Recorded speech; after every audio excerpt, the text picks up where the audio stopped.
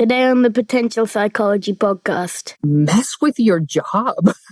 Change it, on the front end go, how can this job have more purpose so that I can sit down on Friday and say, I'm proud of my work week because I made a meaningful difference. So I like telling people, you don't have to put up with the job the way you got it. You can push the edges and turn it into something that does good.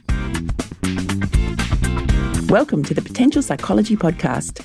I'm your host, psychologist Ellen Jackson, and this is the show in which we explore what it is to be human and how we as humans can fulfill our potential.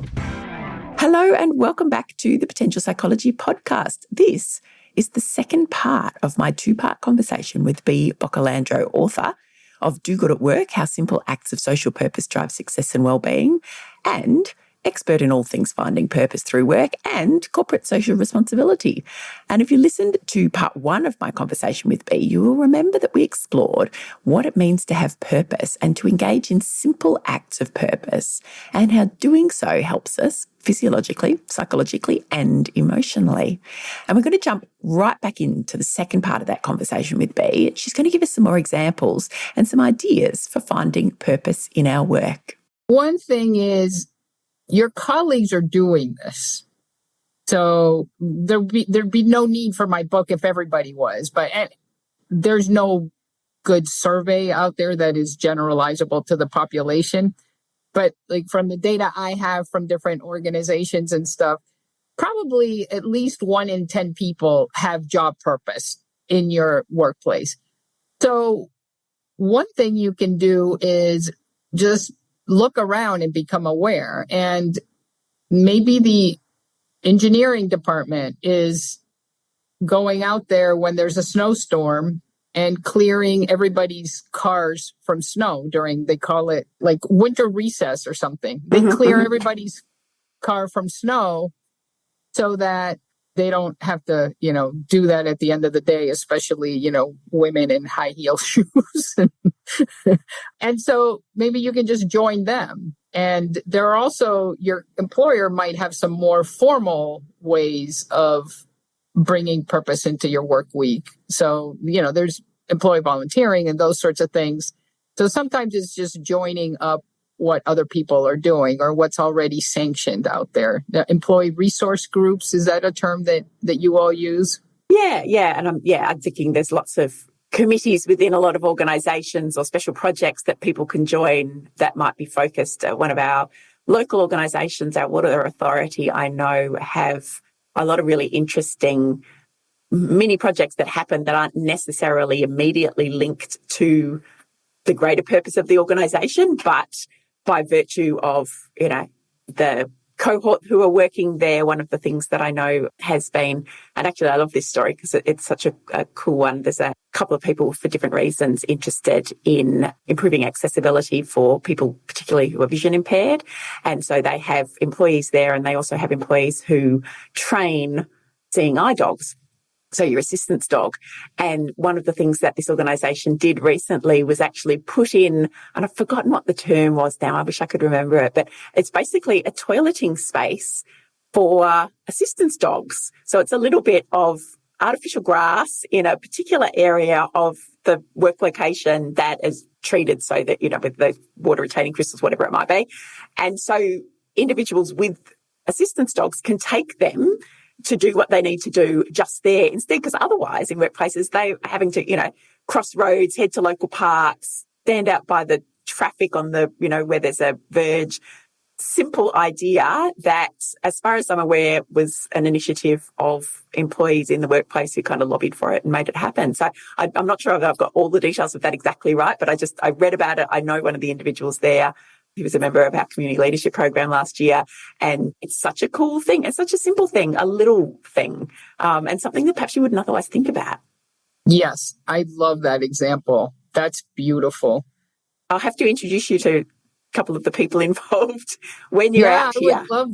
I would love that. An Australian example. Yeah, that's a beautiful example.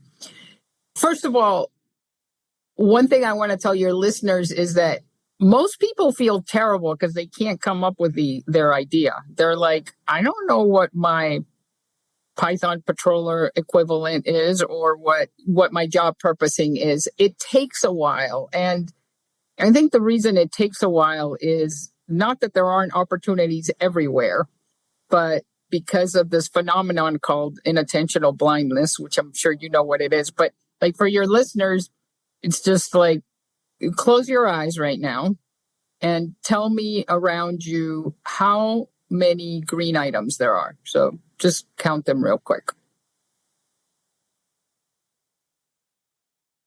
All right, now open your eyes. Count how many green items are out there. Okay, you still counting? Make sure you don't miss any. Look for green, look for green, look for green. Okay, now close your eyes. How many yellow items did you see? You'd be lucky to come up with 2 or 3. That's inattentional blindness. So what's happening is you're going into work with what is on your to-do list. You got to review these slides. You got to attend this meeting. You need to clear this whole shelf of everything that's on it and fix the shelf and put everything back on, whatever's on your to-do list. And so you're missing opportunities to contribute all around you because you weren't asked to look for the yellow. You were looking for the green. So you're just looking for the green. So it takes a little bit of shifting your mindset and your attention to start seeing opportunities to job purpose. And what I would suggest so that you find your version that works for you is a couple of times a day, set a timer for like a random time. And if the timer goes off, and you can put it right in your reminder if you're using a smartphone, answer these 2 questions for yourself. Whatever task I'm doing right now, is there a way to do it in a way that contributes to others or society? So let's say we're both in surf town. So let's say I'm a surf fin designer. I'm literally working on the design of the new surf fin. And the alarm goes off and I'm like, is there a way that I could make this fin so that it is more helpful to society? And it's like, well, I could use recycled plastic. That's an idea. Well, maybe there's a way to put a sensor in the fin that relays information to scientists that are trying to save our oceans. So those ideas would have never occurred to you unless you shifted your mindset. The second question to ask is, who was the last person I interacted with and how are they doing? Do I even know how they're doing? So you might have gotten off the phone with a client, or you might have just seen, the receptionist on the way in, and maybe you did notice, and it's like, oh, wow, he was coughing. And, I have this natural remedy that, I give to everybody. Maybe I'll just take it to him and just see how he's doing. So those 2 questions, there's a longer version of this, but you need to read the book for that. But just asking those 2 questions 2 times a day, after a week, you'll start seeing opportunities for job purposing wherever you are. And if you don't, this is an offer that's in my book. You usually have to get to, chapter 6 or something to get it. But contact me because I love the hard cases. So I have thus far, there has been no one that has come to me having a hard time. And then after working together for a while, we don't come up with one. So I love the hard cases. So if after doing this for a week, you can't find a feasible way to job purpose, contact me. And you can contact me right on the webpage. We will put all of that information and, of course, the links to the book in the show notes. And yes, I both hope you are flooded with contact, but also not, because I'm hoping that our listeners can do this on their own. I'm particularly, what I loved, a couple of things I loved about what you just explained, Bea, was that one, there's different ways of doing this depending on whether you're sort of a more task-focused person or a more relationship-focused person. So we're not all the same. So for some people, that connecting with other people, that, we were talking before about those acts of kindness, that's a really meaningful thing, but it's not the way everybody is wired up. So if you are a more task-focused person, and then you're able to consider, well, what is it that I'm doing, making, evolving, creating, shaping, what are my tasks? And then how might that play into connecting it to something more meaningful? The other thing I love about this, and it's something that I'm really passionate about, is just the notion of curiosity, of just even perhaps asking, noticing, looking, Yes. seeing what other people are doing. In my mind, I'm kind of thinking, oh yeah, in a workplace, who just seems to love what they do, who just has a sense of energy, and perhaps it's not necessarily just innate to who they are. Perhaps it is that there's something about their role and what they're doing day to day that they are getting that sense of meaning from, for whom there is purpose, and that's contributing. So is it a coffee conversation just to say, I noticed that you just seem to love what you do. Why is that? And maybe the person themselves haven't realized that either, but this conversation might help them to trigger it. I don't know, but very much I'm a big fan of, and I think it's attributable to Arthur Ashe, start where you are, use what you have, do what you can. So these don't need to be big, complex things. And sometimes it is just having that awareness and that attention, as you were saying, not being inattentive, having that inattentional blindness, but also just being curious and perhaps a little bit patient too, if you are one of those people for whom this still feels really hard.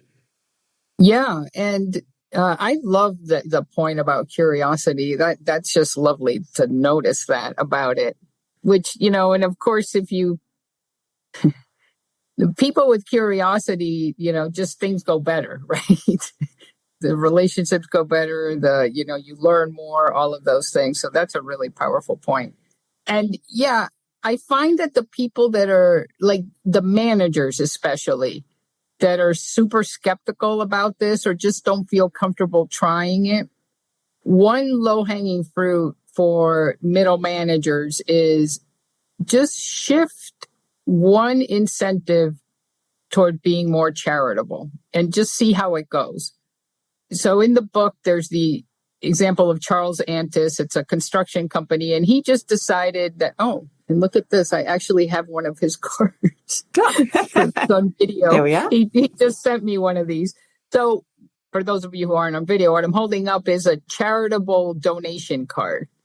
And his idea was, because he was very, again, skeptical about it. He just said, well, I'm just going to do one thing, and it's the employee of the month is going to get like a $35, I think, charitable donation card. That's what they're going to be rewarded for. It used to be, like McDonald's or something, some commercial fast food or something like that.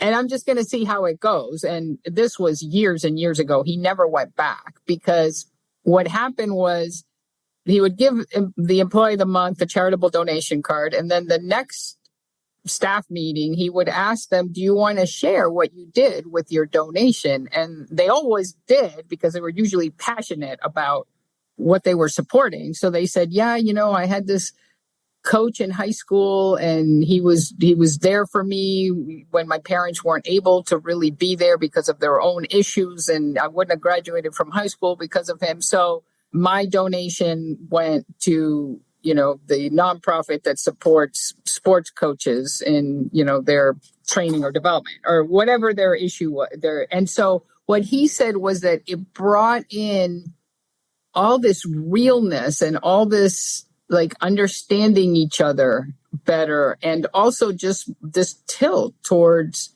contribution into the conversation at the workplace. And so he never went back. So if nothing else, like, you can just start rewarding people with something charitable, or, you buy the product that is put out by the nonprofit that supports the nonprofit instead of buying, and then just see how that goes, because you're not doing anything so radical that there's going to be some huge backlash or anything. You're just kind of seeing how it goes. And by the way, the reason Charles Antis is in the book is because even though the charitable cards were one of the very early steps that he did to really bring purpose to his organization, the whole organization is exemplary in that regard now.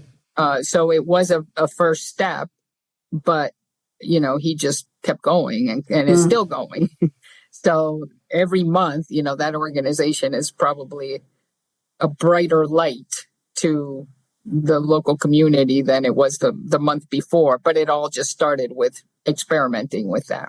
Yeah, that's what I was going to say, because that notion of just test and learn, just be prepared to try one small thing, and then linking back to that reflection, how did it go? What worked? What didn't work?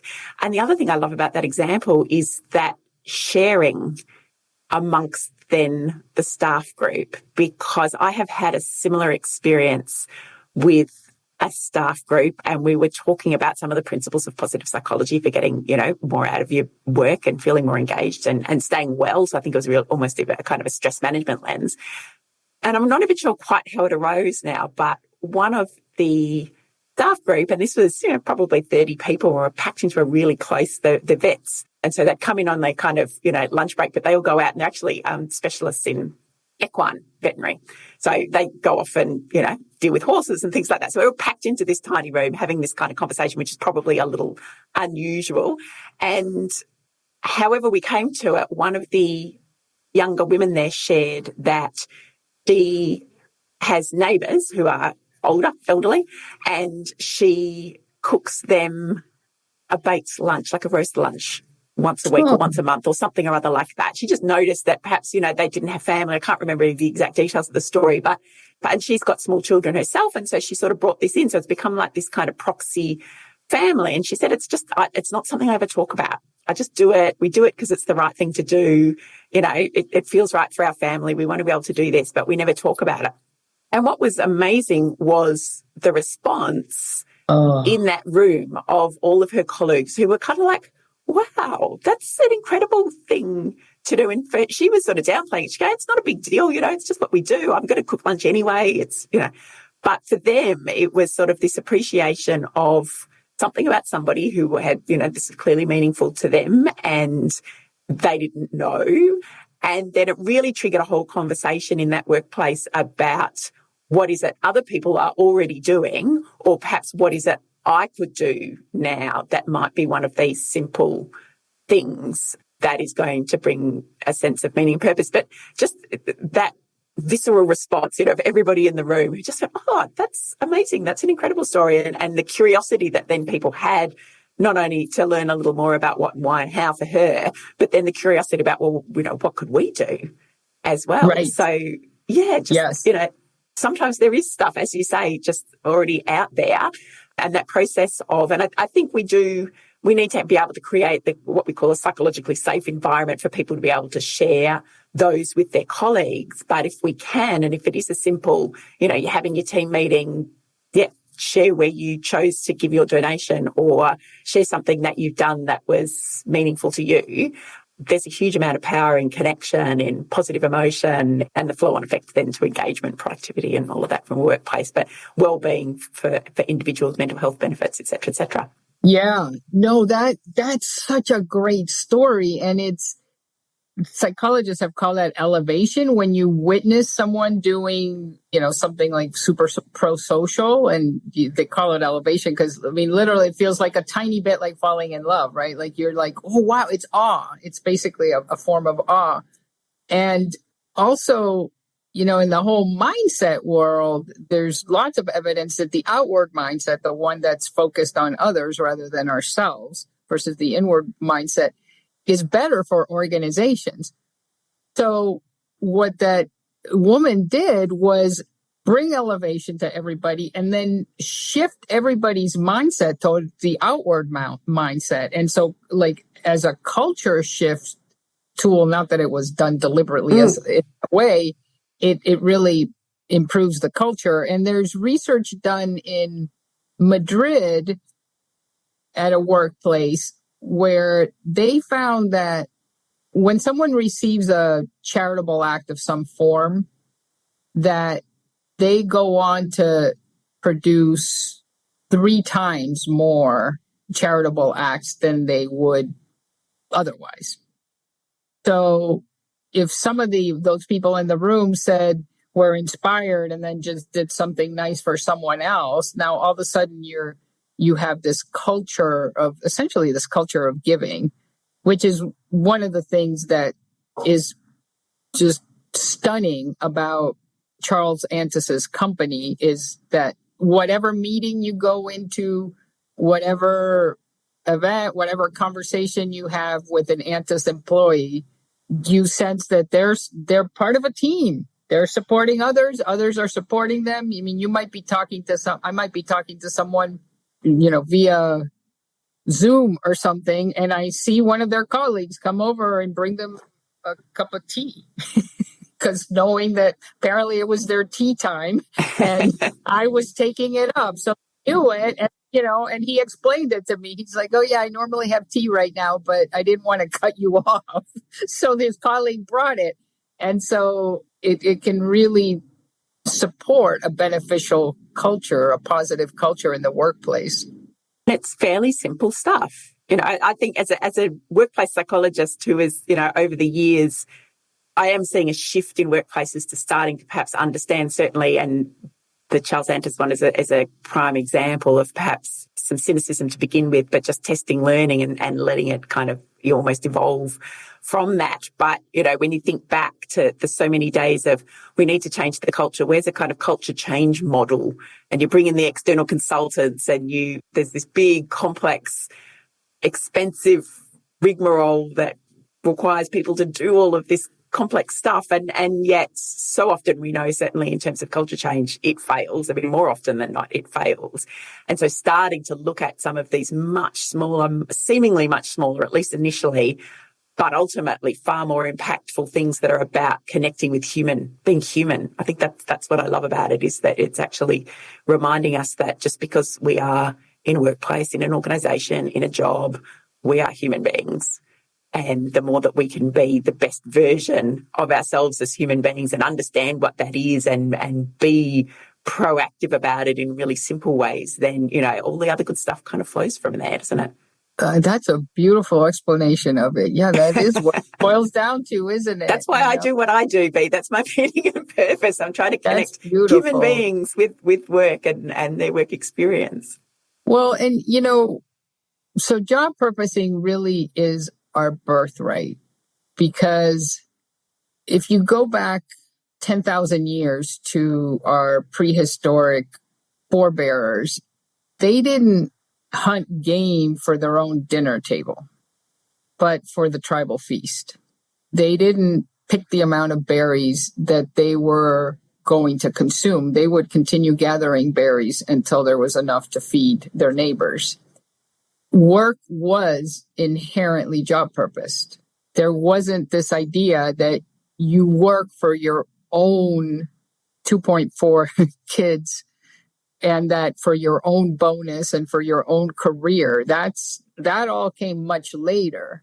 So we're at a visceral level. This is what feels most natural to us, is work that is always contributing, or not always. It doesn't have to be always. I want to make that clear. But it's like that is on a weekly basis contributing to something bigger, maybe. There has to be enough of that. Yeah, that feels very natural to us at a visceral level. This isn't like just thinking, oh, this would be good. It sits well with us. And what I find is fascinating is that anthropologists are now discovering that work felt so natural and so enjoyable to basically pre-agricultural societies that they don't even have a word for work. So work and playing with your toddler children or just shooting the breeze with your neighbors is all the same thing. It's all leisure. There's no word for work. Everything is leisure. There's no part of life that is toil. It was all equally enjoyable. And that doesn't mean there isn't hardship, because, I mean, we do things for enjoyment. I mean, I surf for enjoyment. And I mean, there are days that are not fun at all. I can't catch the wave and falling left and right or whatever. Like it doesn't mean that there isn't struggle and that there isn't exhaustion and that there isn't frustration, because we choose to do things that meet all those criteria all the time. We climb mountains and we garden and, like weeding for hours and then some deer comes and eats all our stuff. So it's not that it isn't difficult, but it's that it calls you in a way that feels right, that you're not thinking the entire time, I'd rather be doing something else. So really, for our prehistoric ancestors, that was normal. Like work felt like that all the time. And one of the key reasons it did is because it was always for the whole tribe. Like there was no such thing as like building your own hut and like letting everybody else figure it out for themselves or allow someone else to not have a hut. Like that just wasn't a concept.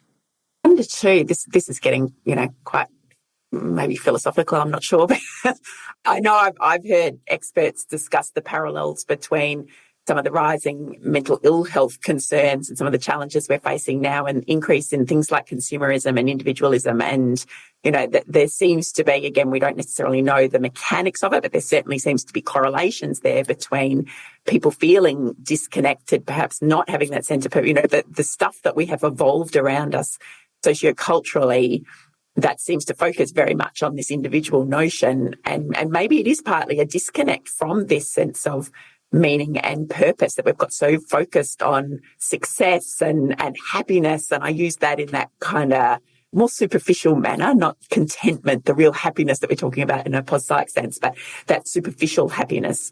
And that as we've kind of gone further and further down that path, disconnected from some of this stuff that is really meaningful for us, that our ancestors may not have known cognitively, but certainly experienced day to day. And whether there's all sorts of other pieces, we've talked about the workplace and workplace engagement and productivity, but, mental health and people's sense of well-being and, maybe even reducing conflict. I don't know. Yeah. You can see I'm inspired by all of this stuff and the possibilities that it might be bringing forth. Yeah, no, and there's a lot to learn still, right? Like we know a lot, but I do think, like, for example, that balance between focusing on self and focusing on others. So there any hard evidence, this is just an opinion, but I think it's not a good sign that you walk into a bookstore and there's, the self section and it has, the self-improvement, self-help, whatever it might be. Self-improvement section, right? Like, and it's like self-care and I don't know, there's so much about self-care and I'm like, well, where's the other? Where's the other care? Like that.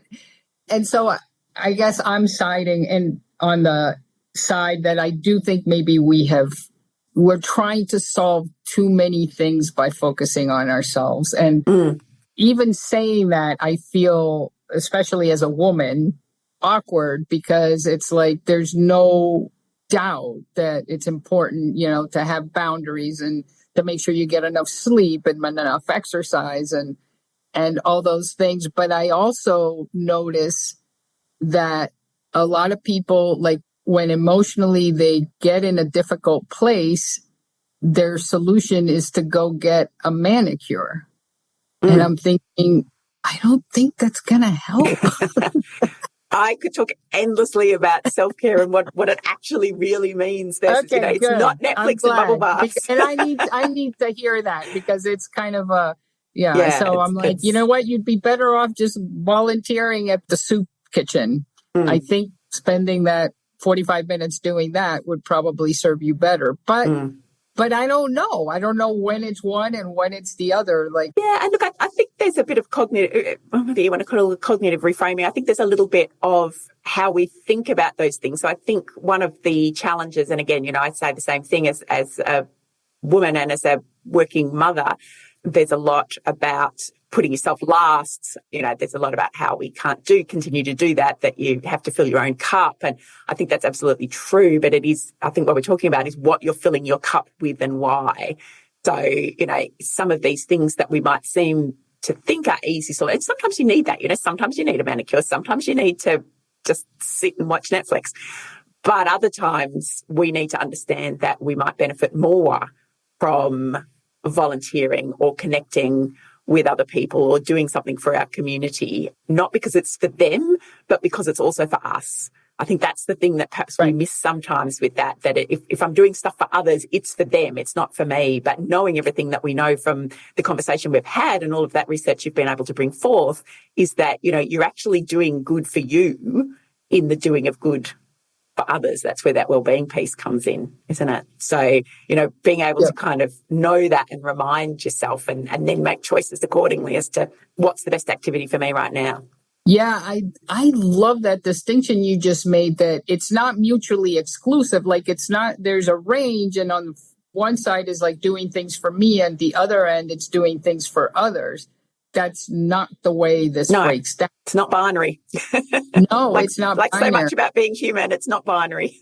Yeah, and to that point, there's this research done on these Canadians that win, I don't forget what the name of the award is, but it's the award for being like the incredible giving citizen. So these are people that like open their house up to Indigenous individuals that are severely handicapped, and that start new nonprofits. And so they win awards for that.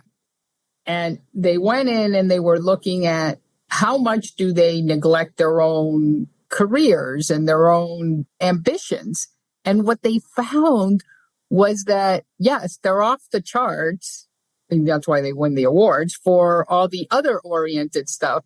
But they're also off the charts for their ambitions and their success in their own success. So in how much power they have, how much they climb up, how many promotions they get, life is just bigger all around for them. And they don't really see that tension, apparently, between, the other and the self, which is probably not really there. It's kind of a construct of our minds. Yeah.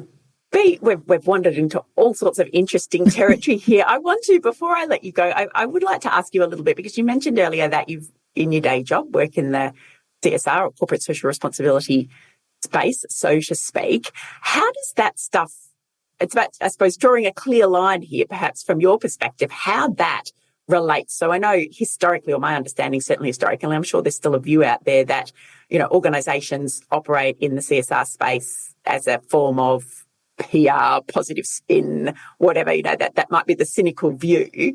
How do you connect it up, these two elements of purpose and what is meaningful to individuals, and then what organisations, and even perhaps defining what CSR is, what some of the work that you do is, so that everyone's clear? Yeah, so the definition of corporate social responsibility that I think is the most helpful is that it's really anything a company does that is meant to be a meaningful contribution to help with a societal issue, that it doesn't have to do. So if it has to do because it's regulatory, or if it has to do because there's so much pressure, for example, that's probably not corporate social responsibility any longer. So if you think about it, it's really the organizational equivalent of job purposing, because if you're not job purposing, you're just accepting the job exactly as you got it, and you're not pushing the boundaries to do any more good than the job inherently already does for anybody. And when you job purpose, you push the boundaries, and you're like, oh, well, I could be saving the oceans a little bit more, or I could be more inclusive, the way I run meetings, or however it is that you job purpose. So corporate social responsibility is really that same concept applied to the entire company. And my day job of doing that, really my favorite part, is getting that to trickle all the way across the organization in terms of the team members. So then they really kind of merge, because if your employer is attentive to this and attending to it, then your job will be more inherently job purposed. And there are organizations that you can work for where they've already done this work, and your job is much more likely, even if you don't job purpose it, even if you just take it the way it is, that at the end of the day, you're helping with a societal cause. And, probably the most well-known one is Patagonia. Is Patagonia a known brand in Australia? Increasingly so, but perhaps share the story so that everyone's, Yeah, so Patagonia, they make outdoor clothing. They've been around for, I don't know, maybe 40 years or something. But what's interesting about Patagonia is that they have never put the idea of making money above the idea of protecting the environment or saving the environment, frankly. So the reason organic cotton exists is probably because of Patagonia, because it was seen as something kind of impossible to make commercially work. But Patagonia was like, we cannot live with ourselves making a t-shirt that is putting all these pesticides into the environment. So they worked with the textile companies and managed to put organic cotton out there as a raw material that anybody can use now. Very early on, when they hired people because they were early in their careers, it's just the kind of company they were. They started having kids. What to do about childcare? They're one of the very first companies that said, well, obviously we got to help them solve this, so we'll have on-site childcare. So all along they have been making decisions like that. There's a great book called Let My People Surf by the founder of Patagonia, Yvon Chouinard.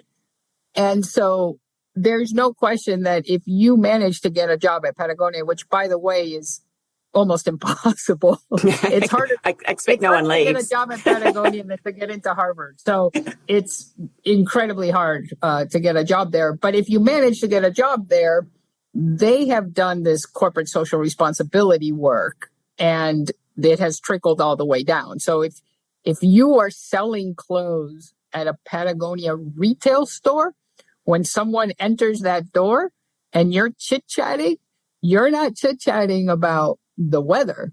You're chit-chatting about how there are these wildlife corridors for these mountain goats that are threatened by this development. And would you like to sign a petition to stop this development so that these animals will have access to the full corridor?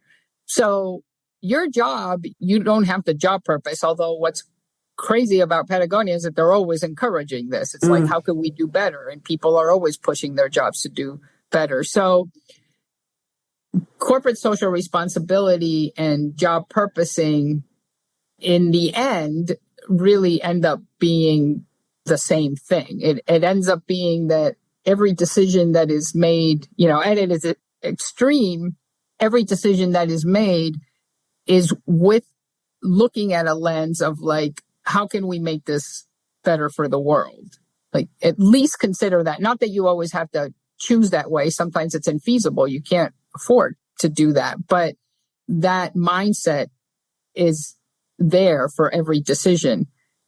One of the very personal reasons I went for the job purposing and wrote Do Good at Work was frankly because after 10 years of working on the corporate social responsibility space, even though I love my jobs and I love my colleagues, it was moving too slowly. So I thought, well, we need to start a revolution from, within the belly of the beast to kind of help this along.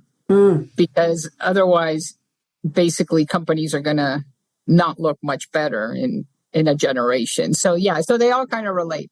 Yeah, well, that's what I was just thinking as you were speaking. So we've got the kind of job purposing notion at the individual level, and is CSR doing it at the collective level. So it's kind of the scalable version of it, and that it's not an either or, it's an and both that has a kind of positive reciprocal relationship. So if you've got your organization really investing in this and doing it for the right reasons because it's meaningful, that can't help but trickle down in that kind of elevation, perhaps, manner that we were speaking of before. It's just got to be meaningful. It attracts the sort of people, therefore, to that organization who want that.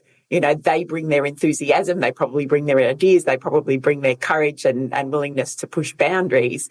And so you've got the bottom down, pushing up, whilst you've got the top pushing down, if I've got that right. Yeah. But I think that's right.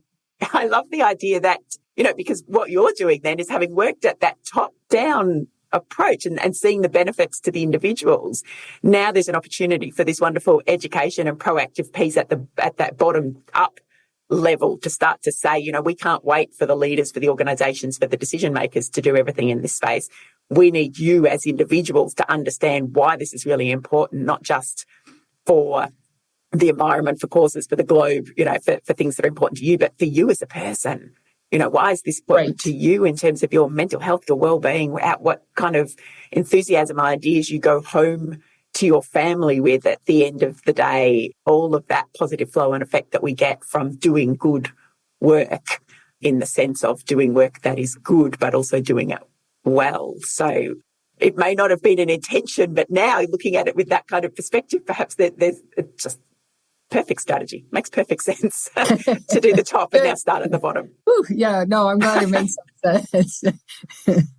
Yeah, and I think it's beginning to all make more sense to everybody. I mean, one of the interesting things about all of this work is that, again, I think because we're naturally inclined to want our lives to be meaningful, there's so much energy in this space of having this be true in our jobs, even if they are corporate jobs. And it's coming from all sorts of different directions.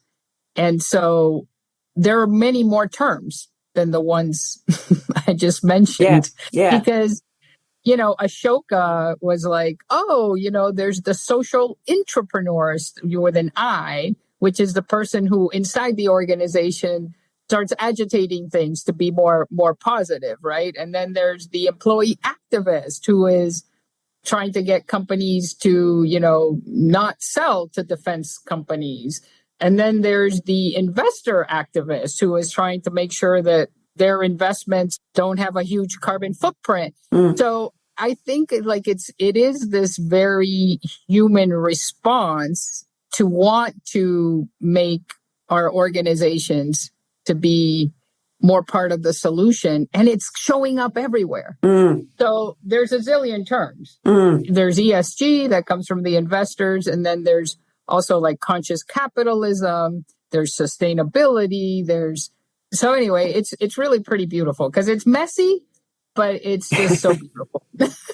I love that. I love that it's the beauty of the messy complexity that's there that I know not everybody's comfortable with, but it's just the nature of the world that we live in. The terms that came to mind, we talk about for-purpose organisations, even not-for-profits to some extent. There's our community-based organisations, social enterprise. You're right, and it's coming at it from lots of different angles, and then I can overlay that with what we see from the whole field of wellbeing science. I'm going to sort of move on from calling it positive psychology, wellbeing science, but the understanding of where these pieces fit in terms of individual experience, but also community experience. And look, it's complex, but in a wonderfully messy and evolving way, evolving in the right direction. Yeah. No, I think that's exactly right. And I mean, there is like some entropic quality to it, but like on the whole, and and sometimes like the forces like go against each other, but like on the whole, I think it's just elevating everything. I think that's a perfect way for us to finish off. Bea, I really appreciate your time. It's been a fabulous conversation, and thank you so much for everything that you have shared with us today at a personal experience level, at a research data level, at a practical and organisational experience level. It's been a real joy, and we will put a lot of the references, the books, everything that you've mentioned, but most particularly a link to your book, which is Do Good at Work, How Simple Acts of Social Purpose Drive Success and Wellbeing. I will put it up there for people who are watching on video. I actually listened to it the first time around. So I've been through a couple of times now, and I did it first on audiobook form when I had a long drive and was captivated by it. It kept me entertained and enthused and thinking for the whole of a long drive, and have read it again now in book form. So it is available, and we will put the link to that in the show notes along with everything else, and also how to contact Bea, because as she generously offered earlier, if you're still really struggling after listening to our long and in-depth conversation about this, opportunity to perhaps thrash that out a little bit and see. And Bea will share your work that you do. I suspect you're already pretty busy, but we will share the CSR work that you do as well and let people know how to make contact with you if that's something that they'd like to talk about at an organisational level as well. That sounds great. And people, you can contact me with success stories too. Yes, well, that's another thing too. There could be a whole series of books in this. Certainly lots of case studies that you can use through presentations and speaking and other ways of sharing some of this stuff, because it is sometimes those success stories, the real stories, that people find so engaging and meaningful, isn't it? Yeah. Bea, thank you so much for everything. You are coming to Australia for an event that I'm running in my day job when I'm not being a podcaster. And we're really excited about that. And I'll put details of that. It's a corporate citizenship event, we're calling it. It's here in Ballarat, and you will be our keynote speaker. We're very excited. You're also perhaps doing some other speaking gigs while you're here too. So we'll put all the details of that in the show notes for people as well, if they'd like to come and even perhaps meet you after your speaking engagements and say hi. Thank you again. Oh, this has been so fun, Ellen. And I know that labels me as a nerd, but it's such a great conversation with you. Thanks for having me. And I look forward to seeing you in person. Yeah, very soon. Thank you, Bea. Thank you so much for listening in and sharing that conversation with Bea Boccalandro with me, both parts of it. I hope it's given you some ideas and inspiration for engaging in simple acts of purpose in your life and in your work. And if you're keen to explore more on this topic or to take Bea up on her offer to help, we've included all of the references and studies and books that Bea mentioned, as well, of course, as a link to her book, Do Good at Work, How Simple Acts of Purpose Drive Success and Wellbeing, and where to find her. It's all in the show notes for today's episode. There's also a transcript of our conversation. It's all at potential.com.au/podcast, where you will also find all of our past podcast episodes. There's 5 years of them as of this month. And if you want to get social, we're on Instagram, LinkedIn and Facebook, and you can watch the video of each episode of the Potential Psychology podcast on YouTube. Just search Potential Psychology. And if you're interested in seeing Bea speak live, and it will be very cool, and indeed attending a workshop on job purposing with her, she's going to be doing both of those things here in Ballarat, Victoria on the 23rd of March, 2023. She is the keynote speaker for the Committee for Ballarat's Corporate Citizenship Conference. It's a big little event that the team at Bea and I are bringing to life. It's the 23rd of March, 2023 with Bea Boccalandro. To find out more, go to committeeforballarat.com or message me and I'll send you all the details. As always, a big thanks to my team, Jay, Sherry and Andy, for their work getting this week's episode to your ears. Have a great week, engage in some simple acts of purpose and do what you can to fulfill your potential.